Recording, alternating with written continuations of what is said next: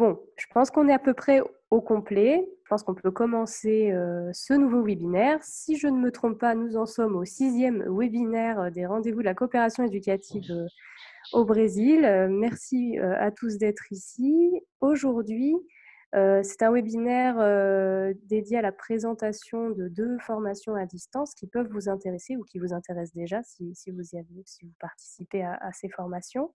Nous aurons l'intervention donc de représentants du CIEP et du CNED pour Prof le Plus et d'un représentant de l'Université des Antilles pour le master FLE à distance de l'Université des Antilles. Je répète pour ceux qui n'étaient peut-être pas là dès le début, vos micros sont coupés, mais nous les débloquerons pour le moment où il y aura un échange pour vos questions éventuelles, etc. Je laisse la parole à ma collègue Marjorie en charge des certifications et des formations pour qu'elle puisse vous présenter un petit peu plus en détail le webinaire d'aujourd'hui. Et ensuite, nous laisserons la parole à nos intervenants préférés. Donc c'est bon, je crois que vous m'entendez tous. Donc, bonjour à toutes et bonjour à tous. Donc, comme le disait Marine, je suis chargée à l'ambassade de France des certifications et des formations. Et aujourd'hui, on a le plaisir d'accueillir 4 intervenants. Alors, on va commencer la présentation avec Prof le Plus. Donc, il y aura Flora Aubin, qui est chargée des programmes FLE et numérique et qui est chef du projet de Prof le Plus au CIEP, qui nous présentera Prof le Plus, avec Oriane Manson, qui est responsable de formation et chargée du parcours de formation au CNED. Dans un deuxième temps, il y aura, comme le disait Marie, la présentation du master FLE de l'Université des Antilles, et ce sera Bruno Stéphanie, qui est enseignant de FLE pour le master et qui est également chargé de projets internationaux. Qui nous fera cette présentation avec un petit témoignage de Guillaume Perche, qui est coordinateur pédagogique à l'Alliance française de Brasilia. Pour ces 2 présentations, donc les présentations dureront en moyenne 20 minutes chacune, et à la fin de ces 2 présentations, il y aura un temps de réponse qui vous sera proposé. Donc n'hésitez pas tout au long du chat à poser vos questions et nous y répondrons, les intervenants y répondront à la fin de leur présentation respective. Voilà, donc je vais donc laisser la parole à Flora Aubin et Oriane Manson. Merci. Merci Marine. Tout d'abord, un grand merci au service de coopération éducative et linguistique de l'ambassade de France du Brésil pour cette invitation. Nous allons effectivement avoir le plaisir de vous présenter la formation à distance Prof le Plus qui permettra aux enseignants de se former à leur rythme et puis depuis chez eux, ce qui est effectivement un plus en ce moment. Je vais vous partager ma présentation. Alors, voilà, donc ça fonctionne, tout va bien. Alors, juste peut-être un petit mot, effectivement, pour ma part, je travaille depuis un petit peu plus de 3 ans au département langue française de France Éducation Internationale, qui est anciennement le CIEP, plutôt sur la partie pédagogique du projet Prof le Plus, et je travaille aussi sur la formation des tuteurs. Ma collègue qui va co-animer cette présentation travaille aussi sur la formation des tuteurs, mais spécifiquement sur le suivi des parcours, que ce soit sur les inscriptions ou la partie technique. Alors, cette présentation de 20 minutes, on va commencer par décrire un petit peu les profils des inscrits. Donc parmi les enseignants de FLE à qui s'adresse Prof le Plus. Ensuite, nous verrons un petit peu plus en détail les objectifs du dispositif. Je vous présenterai ensuite l'offre de formation modulaire. Donc, on verra que c'est 4 modules de formation sur 4 compétences clés. Et puis, nous verrons avec Oriane donc, les 3 parcours de formation qui sont proposés et qui peuvent s'adapter à différents besoins. Oriane aussi vous présentera un petit peu plus la partie technique et présentation de la plateforme. Et puis, nous finirons sur une présentation en fait, du dispositif au Brésil et nous verrons comment il va s'adapter en fait, aux besoins et au contexte du Brésil sur une dernière partie. Alors, juste peut-être pour vous expliquer un petit peu, donc, ce dispositif est coproduit par donc, le CNED et France Éducation Internationale, qui sont deux opérateurs majeurs de la formation à l'international et dont nous sommes les deux représentantes aujourd'hui. Alors, à qui s'adresse ProfLE Plus?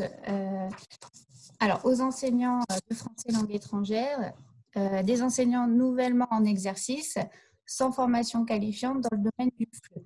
Alors, j'insiste un petit peu sur la notion de en exercice parce qu'à travers les modules qui sont proposés, on va vous inviter à faire face à des situations concrètes. Donc, il faut avoir vécu la situation de classe pour pouvoir avoir une réflexion sur vos pratiques d'enseignement. Ensuite, on s'adresse aussi aux enseignants qui exercent depuis de nombreuses années et qui souhaitent réactualiser leurs connaissances et leurs pratiques d'enseignement du FLE, puisqu'on le sait, ces pratiques évoluent, on le voit avec le volume complémentaire du CECR. Voilà, les concepts évoluent, les méthodes évoluent et ça peut effectivement intéresser même des personnes qui enseignent depuis plusieurs années. En ce qui concerne les publics, plutôt en termes d'apprenants, donc je vous ai mis sur la diapo le type de public. Donc effectivement, on s'adresse à des enseignants qui travaillent avec des adultes ou des étudiants, des adolescents ou des enfants. Alors les enfants, on n'aborde pas les techniques d'apprentissage de la lecture et de l'écriture, donc ça va être plutôt à partir de 7-8 ans.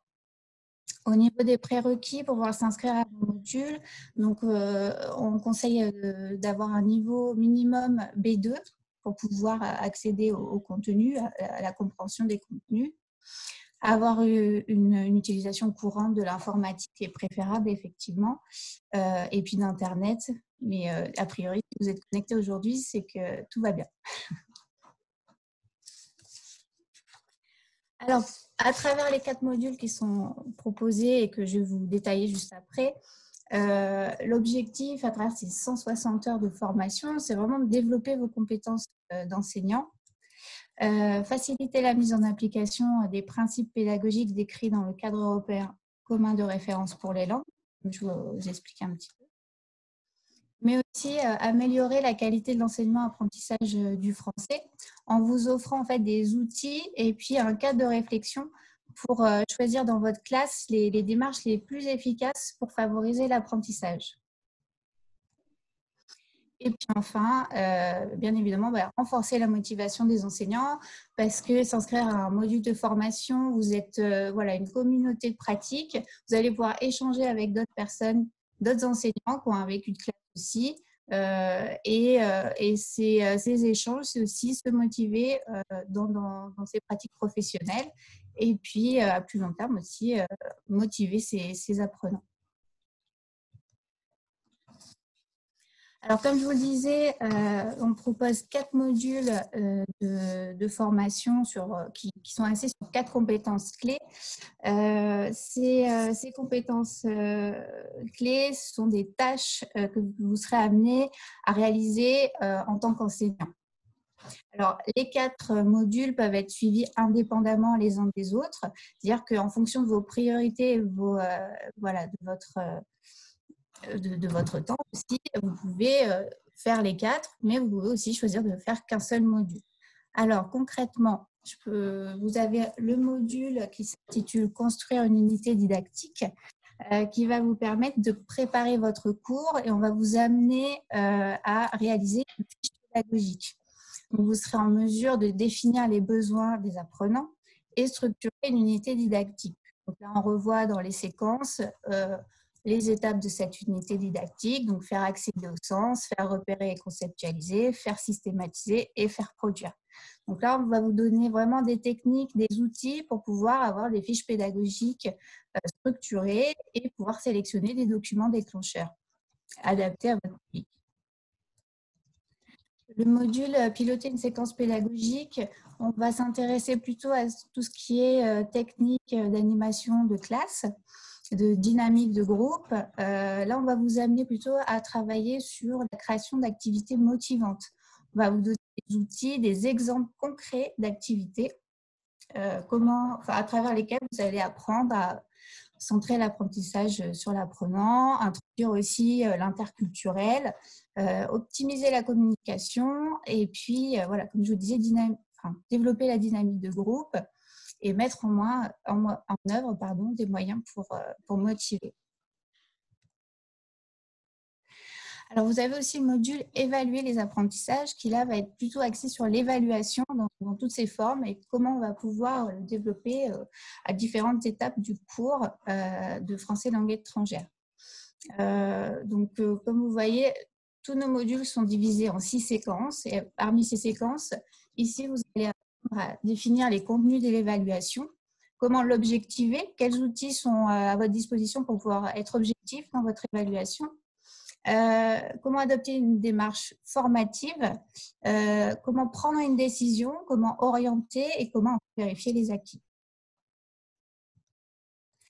Enfin, 4e module, il s'agit du dernier module qui a été conçu, c'est développer ses compétences d'enseignant.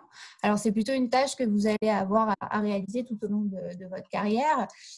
Nous, c'est un module qu'on propose plutôt en introduction de la formation. Enfin, c'est un module plus transversal qui est plutôt sur les notions de base en didactique de FLE. Donc, ça va être un module qui s'adresse plus à des enseignants débutants.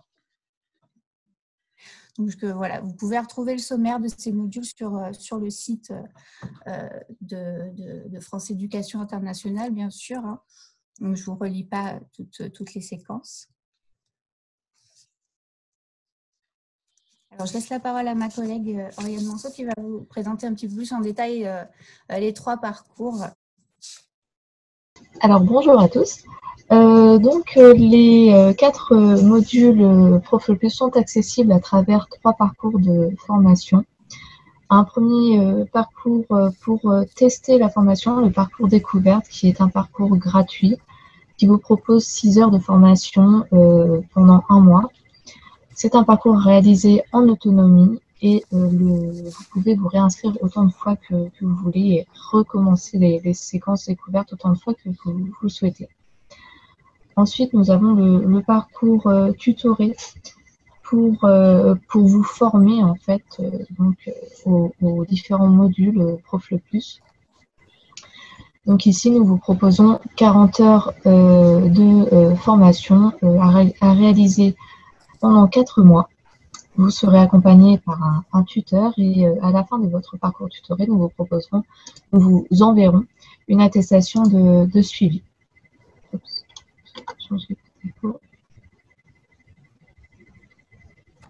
voilà. Et enfin, nous vous proposons le parcours certifiant, donc pour certifier les compétences acquises. Voilà, on estime que ce parcours représente 4 heures de travail. Donc ce parcours en fait se réalise en soutenance devant un jury du CIEP et à la fin de celui-ci vous obtenez un certificat de compétence.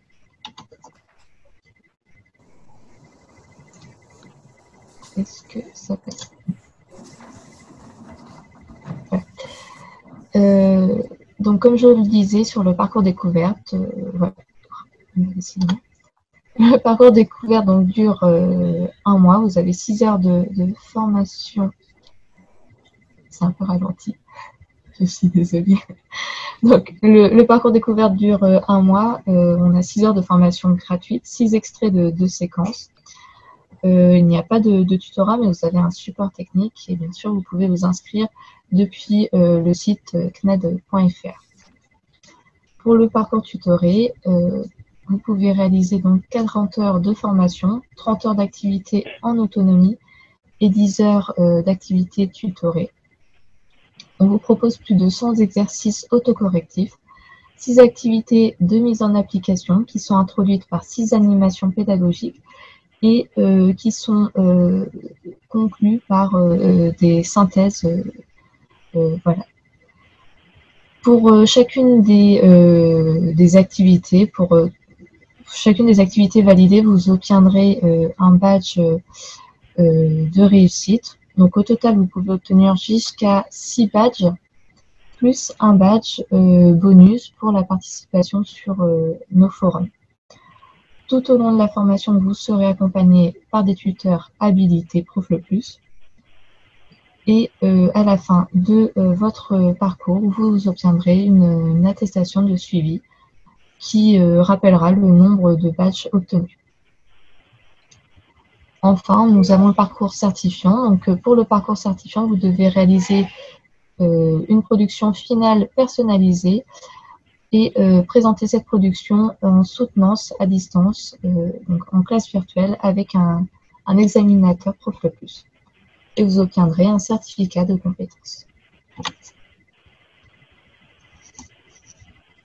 Sur les espaces de formation, donc vous trouverez 2 vidéos de présentation. Une première vidéo de présentation des contenus de votre formation et puis une vidéo qui présentera les outils Profle+ pour mieux comprendre l'espace de formation. Vous aurez aussi, pour compléter votre formation, en plus des exercices autocorrectifs, vous aurez des glossaires, des fiches explicatives, des fiches synthèses, et puis des documents supports, ainsi que le CRL et son volume complémentaire. Vous pourrez aussi échanger avec votre tuteur via le forum tutoré, avec les autres inscrits de votre groupe via le forum entre inscrits. Et enfin, si vous voulez échanger de manière un peu plus discrète, uniquement avec votre tuteur, vous avez la messagerie.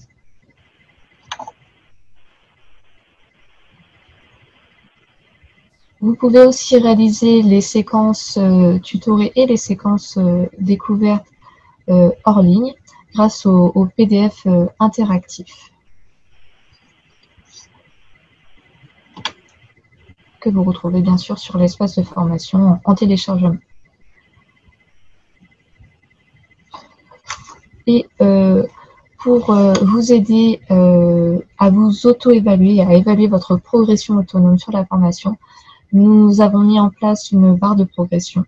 Donc cette barre de progression vous présente en fait 7 briques, 6 briques pour 6 séquences tutorées et une 7e brique pour votre participation sur le forum tutoré.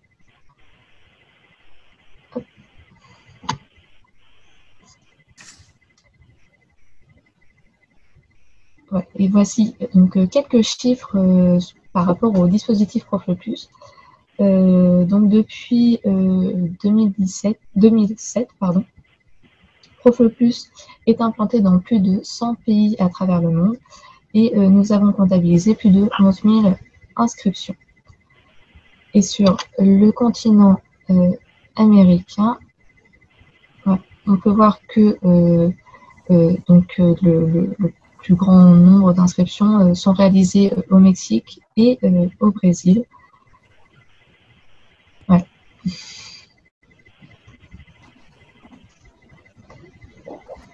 Ok. Alors, je reprends juste la main pour terminer cette présentation. Juste peut-être pour vous donner quelques explications sur son implantation. Donc, comme vous pouvez le voir sur cette diapo, Profle+ est un dispositif qui peut être proposé soit clairement avec un tutorat CNED, soit en implantation locale.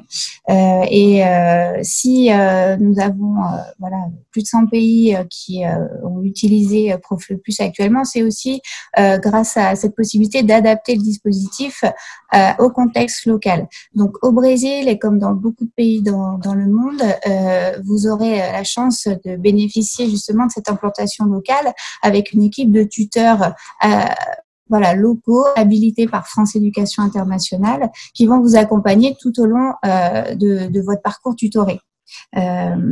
Alors l'avantage d'avoir une équipe de tuteurs locaux, c'est effectivement de pouvoir s'appuyer sur une équipe d'enseignants expérimentés qui vont vraiment connaître l'environnement, le contexte dans lequel vous exercez. Alors, juste pour finir sur justement ces services d'accompagnement, donc comme le disait Oriane, dans le parcours tutoré, vous avez des services d'accompagnement, donc du tutorat individuel. Donc ça, c'est les échanges que vous aurez avec votre tuteur par messagerie électronique sur des questions que ce soit méthodologiques ou de contenu. Et puis, vous avez une animation de groupe dont je vous parlais au début, qui vous permet d'échanger avec d'autres enseignants sur vos pratiques. Votre tuteur sera là sur ces 4 mois et ces 40 heures de formation et vous proposera de vous aider à planifier la formation, à vous expliquer les contenus, mais aussi à animer ce groupe de travail et évaluer vos activités, vos devoirs que vous allez remettre tout au long de la formation. Alors, juste une dernière info pour terminer. Donc, la prochaine session de ProfLE+, c'est donc le 25 mai 2020. Et donc, les inscriptions se feront auprès de Madame Marjorie Ponce, si je ne me trompe pas. Voilà, donc nous avons fini. Si vous avez un temps de questions-réponses, nous sommes là. Merci beaucoup, Oriane et Flora, pour cette présentation. Je vais, peut-être que Marjorie, au niveau des inscriptions à ProfLE+, tu veux rajouter juste un tout petit message sur cette prochaine session. Oui, voilà. Merci, Marine. Oui, donc pour juste compléter ce que disait Flora, donc effectivement, la prochaine session ProfLE+ démarrera le 25 mai. Donc l'ambassade de France au Brésil, en coopération avec la Fédération brésilienne des professeurs de français, nous avons lancé un appel à candidature à l'issue duquel 12 personnes qui avaient candidaté ont été retenues. Donc c'est ces 12 personnes-là qui vont suivre la formation ProfLE+ à partir du 25 mai. Mais n'hésitez pas, en tout cas, si vous êtes intéressés, à m'en faire part. Peut-être que... Merci beaucoup, Marjorie. Peut-être que tu peux partager ton mail oui. Dans le chat. Oui, bien sûr. Si les gens ont des interrogations sur cette partie-là, ils pourront t'écrire directement. Bien sûr. Alors, il y a une première question dans le chat de Guillaume, et c'est une question que j'allais aussi un peu poser, un peu différemment, qui est la suivante. Quelles sont les différences entre les 4 parcours FLE existants depuis 2012 et les parcours ProfLE+ actuels ? Est-ce que vous avez bien entendu? Oui. Il me semblait bien effectivement qu'avant ça s'appelait ProfLE et que maintenant ça s'appelle ProfLE+. Moi, c'était plus ça ma question. Pourquoi on est passé de ProfLE à ProfLE+? Je pense que vous pouvez tous activer vos micros désormais. C'est pour ça que j'ai coupé la parole à Marjorie sans le vouloir. C'était parce que j'ai fait une petite manip. Donc chacun est libre d'activer son micro, il me semble. Voilà. Ah, ça marche. Ça marche, super. Ok, oui effectivement, donc on a ajouté un plus puisqu'on a fait une refonte du dispositif en 2017 et donc la différence, donc alors d'une part on a changé de plateforme, donc il est passé sur Moodle et puis on a aussi enrichi les contenus de vidéos qui n'étaient pas disponibles auparavant. Nous avons aussi travaillé sur le volume complémentaire du CECR. Et puis, nous avons ces fameux 3 parcours. C'est-à-dire qu'on conserve les 4 modules, comme je vous disais, sur les différentes tâches avec construire, évaluer, piloter. On reste sur ce format au niveau des modules, mais ils sont redécoupés en parcours. C'est-à-dire que pour chacun des modules, vous avez un parcours découverte gratuit. Ce qui vous permet d'aller en ligne et de tester le début de chaque séquence. Ça, ce qui est assez nouveau. Ça peut aussi vous permettre de vous assurer que tout, les objectifs, les contenus correspondent à vos objectifs. Ensuite, ce parcours tutoré où vous retrouvez un petit peu le format de ProfLE avant avec votre tuteur. Et puis, on a cette nouveauté aussi, c'est le parcours certifiant. Cette fois-ci, comme le disait Oriane, vous avez un examinateur qui est issu et habilité par France Éducation Internationale qui vous fait passer une soutenance Alors peut-être pour anticiper les questions sur la soutenance, par exemple sur le module construire une unité didactique, on vous guide sur la création d'une fiche pédagogique. Donc dans le parcours certifiant, la soutenance, c'est la présentation d'une fiche pédagogique où vous allez échanger avec un examinateur pour expliquer un petit peu vos choix pédagogiques et les justifier. Voilà. Merci beaucoup, Flora. Je pense que ça répond très bien à la question. Il y a une seconde question dans le chat de Valdemar qui demande, donc qui répète qu'il y a bien des tuteurs locaux dans chaque pays. Il demande, y aurait-il une formation pour devenir tuteur en coopération avec l'ambassade, je suppose. C'est ça ta question, Valdemar. Je pense que tu peux prendre la parole si tu veux compléter. Valdemar, est-ce que tu es toujours ici? Oui. Oui, en fait, c'est ça. C'est juste pour savoir s'il y aurait une formation alors sur celles qui sont intéressées à devenir tuteur. Non. Tuteur prof le plus. Marjorie et Flora, moi je pense que dans l'immédiat, on a déjà des tuteurs un peu partout au Brésil, c'est ça? Je pense que Marjorie est beaucoup plus à même de répondre que moi. Alors en fait, oui, il y a déjà des tuteurs au Brésil, effectivement, pour le dispositif ProFleu. En fait, par la suite, pour vous expliquer, en fait, pour la prochaine session du 25 mai, les formateurs qui sont habilités ProFleu peuvent suivre une petite formation pour être habilités ProFleu plus. Mais après, je sais pas, je peux pas vous répondre pour des personnes intéressées. Est-ce qu'il existe une formation en ligne pour devenir ProFleu plus, tuteur ProFleu plus? Je sais pas. Alors, oui, je peux vous répondre. Effectivement, alors l'habilitation, donc c'est une habilitation, hein, comme on peut être habilité à être examinateur d'EFDALF, là vous êtes habilité à être tuteur ProFleu plus. Donc cette habilitation est organisée par France Éducation Internationale. Elle se fait en présence, c'est-à-dire que voilà, on organise une semaine de stage, donc c'est 30 heures dans les pays où va être proposé ProFleu. Enfin, ProFleu plus d'ailleurs. Et ensuite, donc pour les tuteurs qui ont déjà été habilités, ça a été le cas effectivement au Brésil, puisque l'habilitation avait été faite en 2009. Les personnes qui sont déjà dans le dispositif bénéficient d'une formation gratuite que nous proposons à distance pour pouvoir voilà tester les outils et puis voir un petit peu l'évolution du dispositif. D'accord, merci beaucoup. Valdemar, je pense que ça répond à la question. Quelqu'un veut... Dans le chat, il me semble qu'il n'y a pas d'autres questions. Est-ce que quelqu'un veut prendre la parole en activant le micro? Sentez-vous libre de vous exprimer si vous avez des interrogations, quelles qu'elles soient. Sinon, on passe à la suite, s'il n'y a pas de commentaires particuliers en plus. Non, a priori, je vois personne qui lève la main ou qui active son micro, donc je pense qu'on peut remercier une nouvelle fois que nous pouvons laisser la parole à Bruno Stéphanie de l'Université des Antilles. Eh bien oui, donc vous me laissez la parole et je la prends. Très bien. Donc bonjour à toutes et à tous. Je suis très heureux ici d'être parmi vous. Avant de commencer à présenter ma présentation, je souhaiterais tout d'abord remercier l'ambassade de France et la Fédération brésilienne des professeurs de français qui nous permettent donc d'organiser cet échange.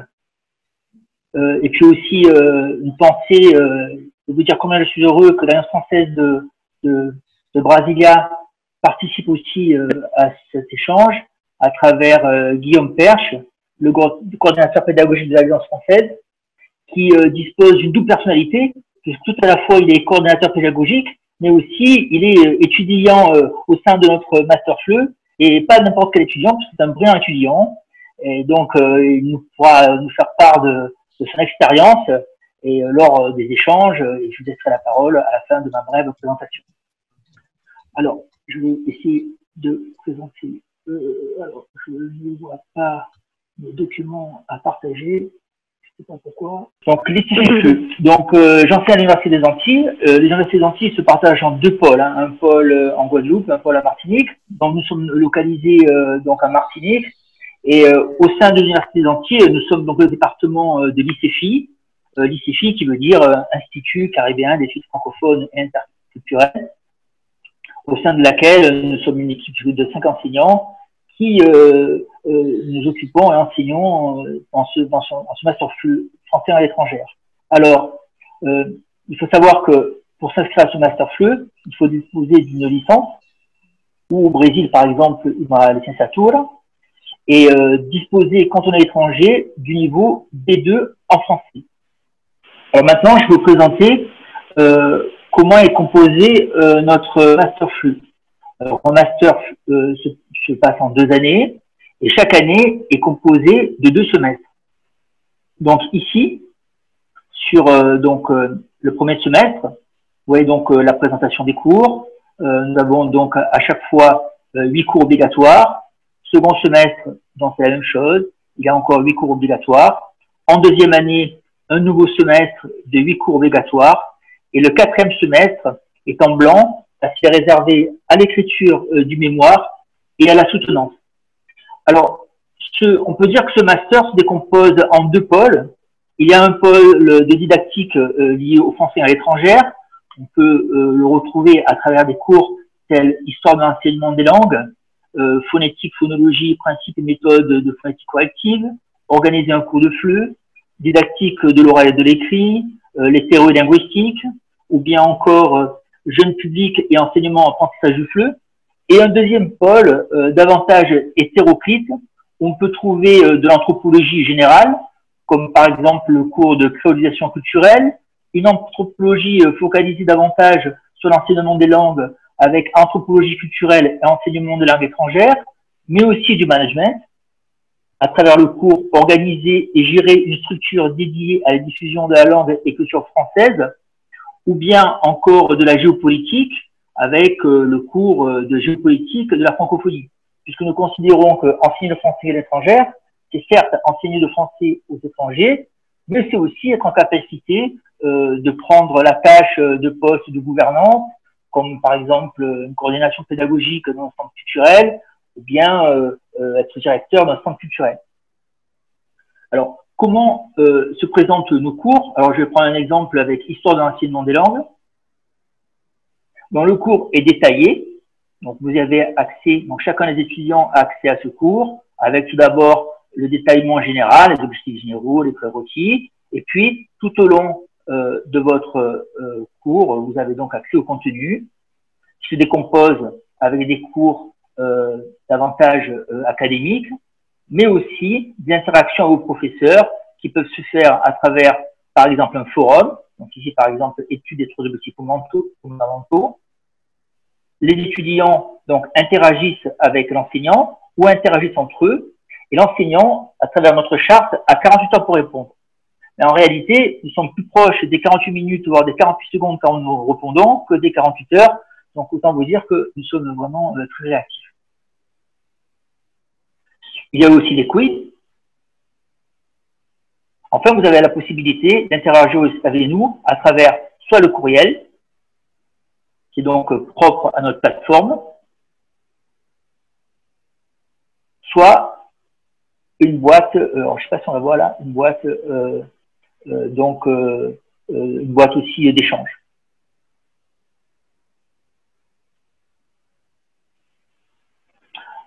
Alors, pour obtenir son semestre, pour obtenir son année, il faut avoir la moyenne. Donc, en France, les notes sont sur 20, donc il faut avoir 10 sur 20 pour obtenir son année.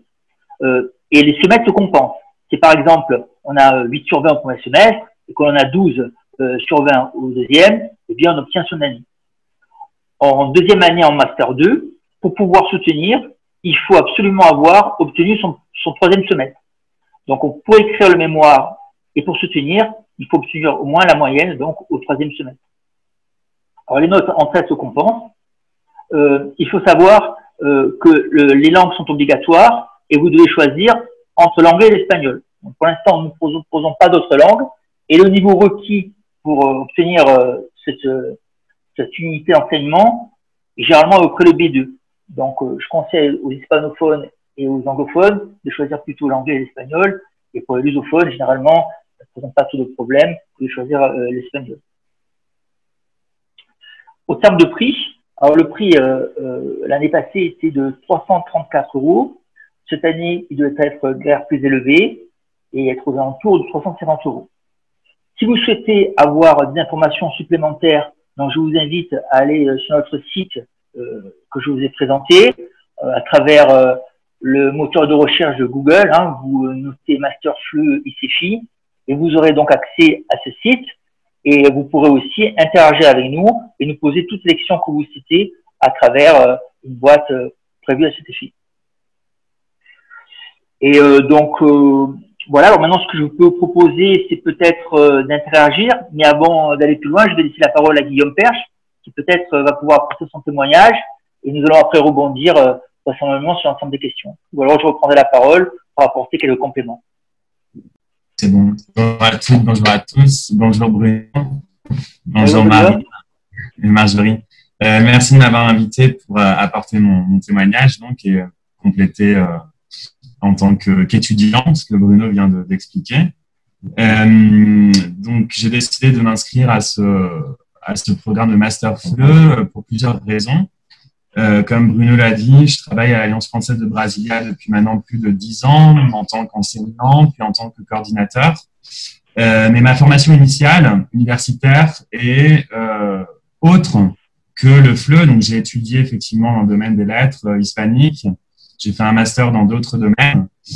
Et comme beaucoup de mes collègues, je travaille dans le FLE sans avoir forcément une formation initiale représentative, académique, je dirais, dans le monde du FLE.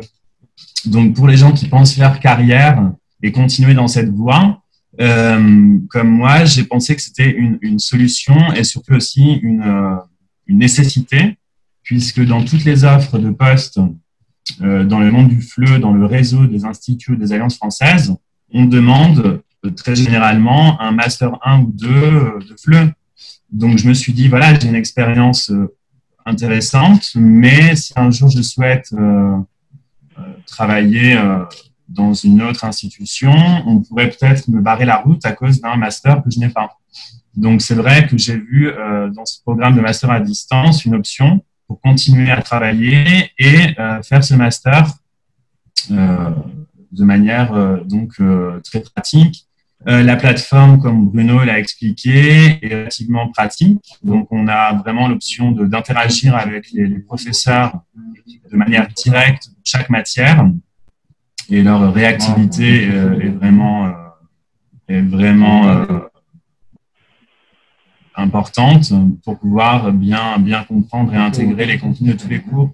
Alors, ce master, il m'a intéressé particulièrement. Bon, déjà au niveau de la sélection, parce que j'ai trouvé plus simple le fait de pouvoir présenter sa candidature sans avoir à présenter de pré-projet. C'est vrai que parfois on n'a pas forcément l'idée de sur quoi on veut travailler pour la soutenance et pour la constitution du mémoire.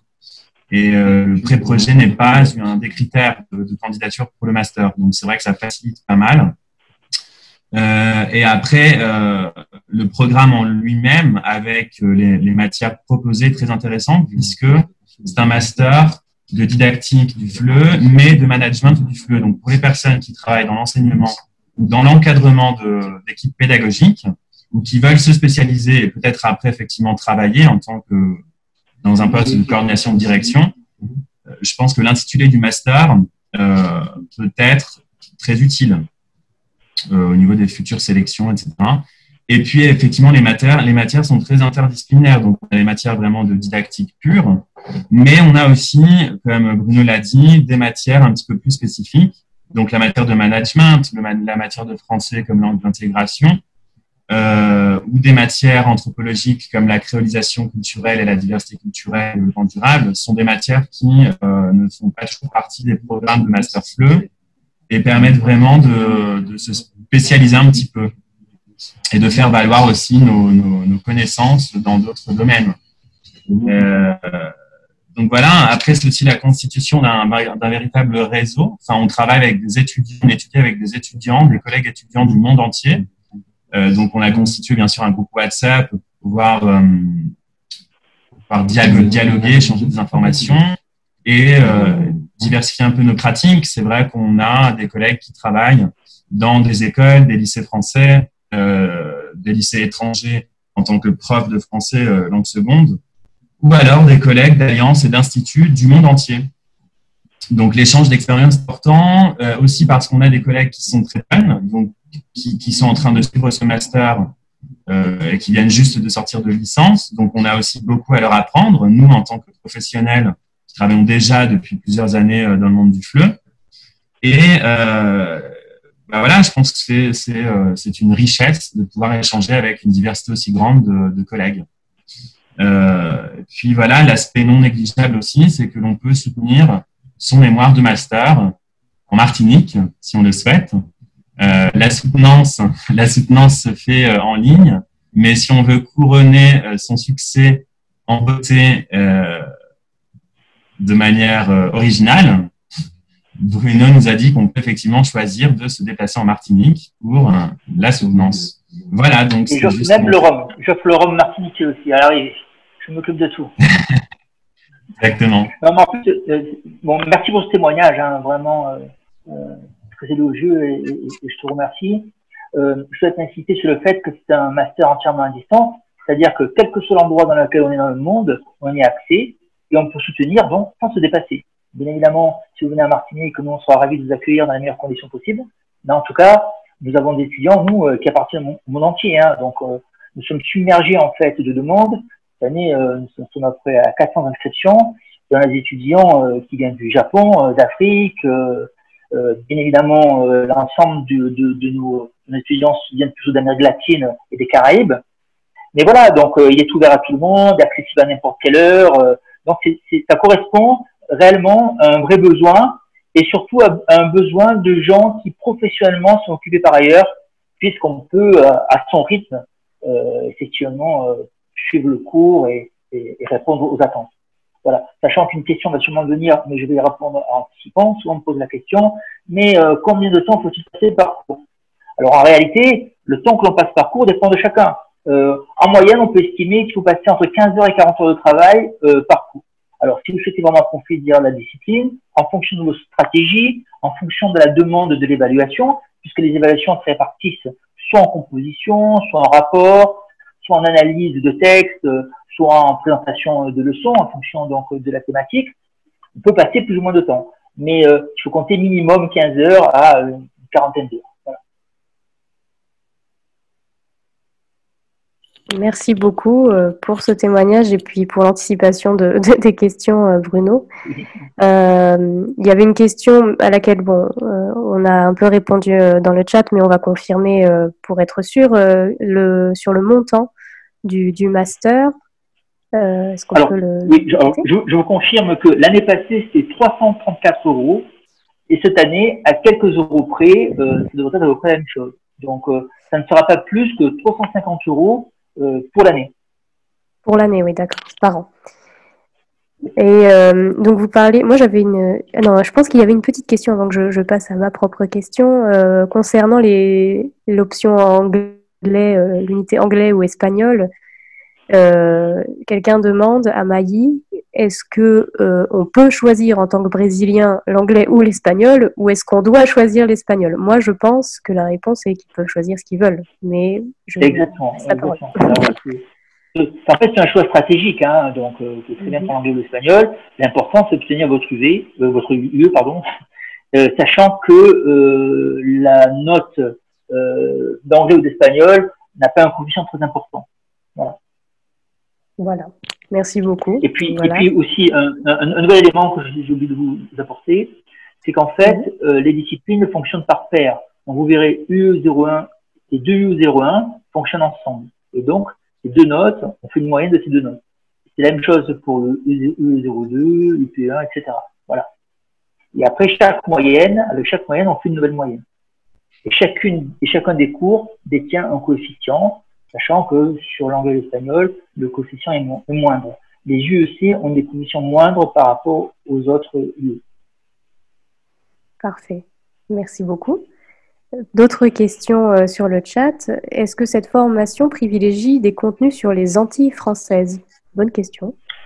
Alors, c'est une très bonne question. La question, c'est oui et non.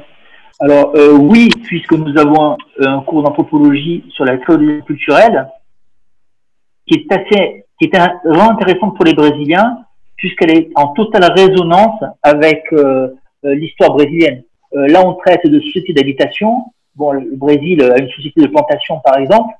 Donc, ça fait vraiment sens de comparer les résonances entre ces deux parties du monde qui sont très nombreuses et plus nombreuses encore que ce que l'on peut imaginer. Mais hormis ce cours de création culturelle, en fait, après, non. Après, c'est un master plutôt assez classique dans sa structure, si ce n'est que, comme le faisait remarquer Guillaume, il y a donc un volet management culturel que n'ont pas tous les masters. D'accord. Merci. Donc ça, c'était la question de Caroline. Une question de Branca. Quand est-ce que ça commence, le premier semestre du master? Alors, il commence en septembre. Pour cette année, malheureusement, il est trop tard pour s'inscrire. On a atteint notre quota d'inscription. On a été submergé. Donc, si vous souhaitez vous inscrire avec nous, ce sera pour l'année prochaine. Les inscriptions commenceront en janvier 2021 et les cours commenceront en septembre. Mi-septembre, fin septembre. Tous les ans, ça commence en septembre. Et les inscriptions commencent en début de chaque année civile. Alors, les inscriptions commencent en janvier, vont jusqu'à fin avril. À partir de fin avril, un jury se réunit et étudie les dossiers. Et à compter de juin, les étudiants sont informés sont informés pour des actions ont bien été prises ou pas. Et l'année commence en septembre. D'accord, parfait. Merci beaucoup pour tous ces détails. Une autre des questions, peut-être la dernière, on va voir, de Stéphane. Est-ce qu'on pourrait avoir une petite explication sur la différence entre les UEO, P et C? Stéphane, c'est dur avec moi, parce que là, j'ai pas vraiment la réponse. Mais bon, dans tous les cas, ce sont donc des unités d'enseignement qui ont diverses composantes. En revanche, j'ai pas la réponse très sincèrement, mais on vous la fera parvenir. On la mettra en ligne. En tout cas, on pourra le partager. Oui, on le partagera. Et en termes de coefficients, c'est les mêmes. Hein, voilà. UEO et UEP, c'est les mêmes. Et ce sont seulement les UEC qui ont des coefficients un peu inférieurs et, pour information, qui ne sont pas rattrapables. Sachez que tous les cours sont rattrapables, donc une deuxième session de rattrapage, sauf les UEC. Donc là aussi, stratégiquement, on a intérêt à composer en premier sur les UEC et après sur les autres.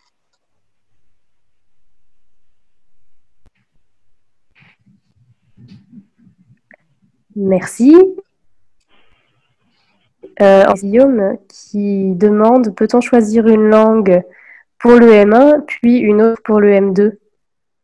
Oui, bien sûr, sans problème, c'est possible aussi.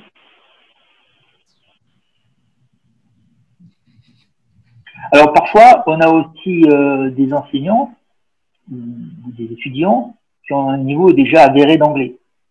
Donc, on peut valider ce niveau. C'est-à-dire, par exemple, si vous avez B2 en anglais, par exemple, ou bien c'est anglophone, vous enseignez à l'université, on peut valider votre niveau d'anglais. Mais la note, c'est pas seulement 10.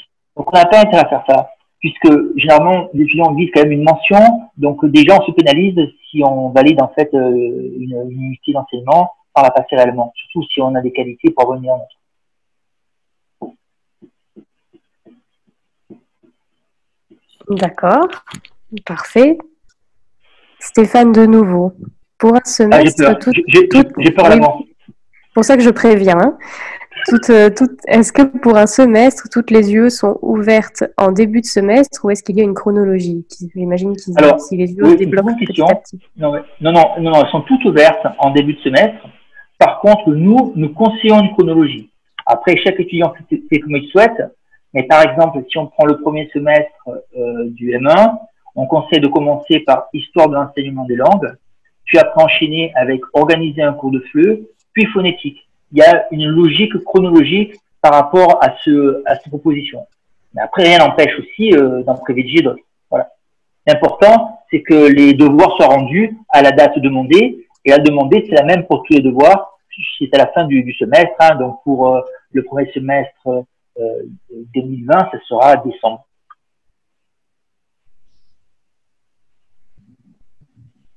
Bien, mais merci. Je ne vois pas de nouvelles questions dans le chat. Je ne sais pas si quelqu'un veut prendre la parole, puisque les micros peuvent s'activer, si vous le souhaitez. Marine? Non, tout le monde est très satisfait de toutes les présentations qui ont été faites aujourd'hui. Oui, Guillaume. Oui, pardon, je voulais juste rajouter quelque chose. Parce que c'est une question qu'on se pose souvent et que moi, je me suis déjà posée avant de m'inscrire dans ce programme de master. J'avais déjà entendu des collègues me dire que vous avez suivi des masters et qu'avec le travail et les deux en même temps, c'était très difficilement gérable. Et j'ai plusieurs collègues qui avaient déjà commencé un master et qui l'avaient abandonné parce que c'était ingérable avec la quantité de travail à côté, en fait, le travail accumulé aux études. C'est vrai que je voulais vraiment dire et spécifier qu'il faut s'organiser. Enfin, ça demande une organisation personnelle. Mais après, pour les professionnels du FLE qui travaillent déjà depuis plusieurs années dans le domaine, et je sais que beaucoup de collègues qui sont avec nous sur ce webinaire sont dans ce cas, on a quand même des facilités, c'est-à-dire qu'on a déjà des connaissances préalables qui nous permettent de gagner du temps, c'est-à-dire qu'on doit effectivement faire des lectures, on doit constituer des dossiers, donc il y a théoriquement un dossier par discipline, donc ça demande du temps parce qu'il faut quand même synthétiser des informations, puis les formuler en français universitaire, donc il faut quand même travailler sur ces dossiers. Mais on a déjà beaucoup d'expérience, on a beaucoup de choses acquises par notre expérience professionnelle. Donc, du coup, je pense que par rapport à un étudiant qui sort de licence et qui apprend, qui découvre le monde du FLE, on est déjà avantagé. Enfin, moi, en tout cas, je me suis senti avantagé. J'ai senti que j'ai gagné du temps par rapport à ça pour pouvoir rendre mes travaux. Donc, c'est à prendre en considération l'organisation, mais avoir aussi la conscience du fait qu'on est avantagé par notre expérience en tant que professionnel du FLE. Voilà. Ouais, je suis heureux de cette intervention, de ce témoignage, puisque réellement notre master est en lien avec la réalité professionnelle. Hein. Donc, effectivement, quand on est professionnel, on est avantagé, puisqu'il est en lien avec la réalité professionnelle. Et quand on n'est pas professionnel, c'est aussi très intéressant, puisqu'on touche de très près le métier. Et ça, c'est un avantage de notre master. En fait, et aussi, il est important que je rebondisse sur le mémoire. Il faut savoir qu'aujourd'hui, ce n'est plus un mémoire de recherche, mais c'est un mémoire de stage. Un mémoire de recherche, vous pouvez le faire encore si vous le souhaitez, mais le mémoire de stage, généralement, se fait donc au sein d'un centre culturel, au sein d'une institution. Il est plus réduit et vraiment très lié à la réalité professionnelle de l'étudiant. Voilà, là aussi, c'est un plus qui fait que notre mémoire est vraiment très liée, vraiment en totale résonance avec la réalité d'un professionnel du flux. Une autre chose, enfin, je continue à rajouter des informations, on va finir à midi, donc je promets c'est la dernière, le taux de réussite. Donc, notre taux de réussite en première année est à 65%. Mais en fait, ce taux de réussite, il faut le comparer avec le taux d'évasion. Tous ceux qui échouent, ce sont ceux, en fait, qui ne suivent pas le master jusqu'au bout ou qui abandonnent très vite. Donc, les 35% d'échecs correspondent peu ou prou à 35% d'abandon. Tous ceux et celles qui ont suivi un master dès le premier jour, dès le début, sont quasiment sûrs d'avoir 100% de réussite. Donc, on est à 65% de réussite en M1 et en M2, c'est quasiment du 100%. D'accord, merci. Donc, il ne faut pas avoir peur si on a envie de se lancer dans une aventure Master FLE de l'Université des Antilles ou Prof Le Plus. Je pense que ce sont de toute façon des formations très adaptées. Oui, voilà. Il y a peut-être une dernière question avant que l'on se quitte, de Caroline. Combien d'heures consacrées à chaque discipline? Ça a été dit, non, peut-être pas. Oui, mais je vais le redire. Hein. Donc, généralement, c'est entre 15 et 40 heures. Voilà. Ça dépend de chacun, ça dépend de la stratégie, ça dépend de sa façon de travailler. Il faut compter minimum 15 heures. Et si réellement on veut vraiment bien s'approprier la discipline, une quarantaine d'heures. Par semestre? Parcours. Oui, parcours, d'accord. Oui. Très bien. Est-ce qu'il y aurait une dernière petite question avant que l'on se quitte pour aujourd'hui? Je fais un petit tour en regardant si quelqu'un se manifeste. Est-ce que Guillaume veut encore rajouter quelque chose? Je ne pense pas. Donc, très bien. Peut-être que Stéphane non plus ne s'est pas manifesté. Ah, c'est dommage. C'est dommage. Non. Eh bien, écoutez, je vous remercie une nouvelle fois, Flora, Oriane et Bruno, pour ces présentations très intéressantes. Pour ma part, j'ai encore appris des choses et j'espère sincèrement que tous les participants ont également appris beaucoup. Voilà, cette présentation a d'autant plus de sens de notre point de vue parce que nous sommes en période de pandémie où tout le monde est chez soi et où on a besoin aussi d'offres à distance et donc voilà deux options pour nos professeurs de FLE au Brésil. Nous nous retrouvons la semaine prochaine pour un nouveau webinaire. On ne vous abandonne pas. Ce sera donc de nouveau un mercredi. Ce sera à 15h. Et ce sera cette fois-ci l'intervention d'une professeure brésilienne, Monica Fiuza, qui va nous présenter la didactique du FLE, principe méthodologique, aujourd'hui. Donc vous êtes tous les bienvenus. Nous vous enverrons de toute façon via IFProf le lien d'inscription et nous vous enverrons également une petite enquête de satisfaction sur le webinaire qui a eu lieu aujourd'hui. Je vous remercie à nouveau. Je vous souhaite une très bonne soirée en France, une très bonne après-midi pour les Brésiliens et puis vous dis à très très bientôt. Merci. Merci, à bientôt. Merci.